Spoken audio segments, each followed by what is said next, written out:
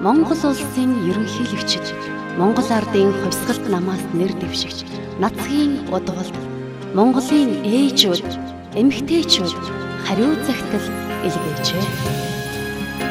Их нутгаа нэхэж сонгоцгоё. Элгэн түмнээ өмөөрч сонгоцгоё.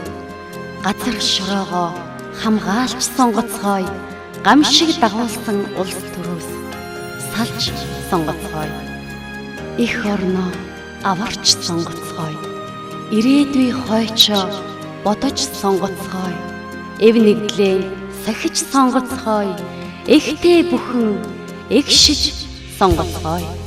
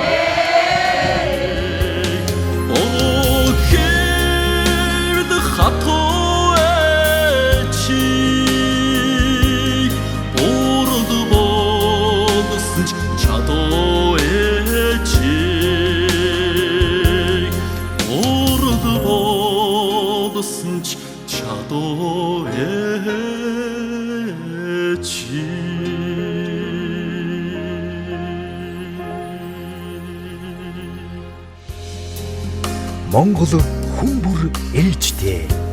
Ээж нар маань та бидний төлөө нойр хоолгүй зүтгэдэг. Хүмбэр ээжээ бодож Монгол ээж Нацхийн удвалын төлөө санал өгцгөөе.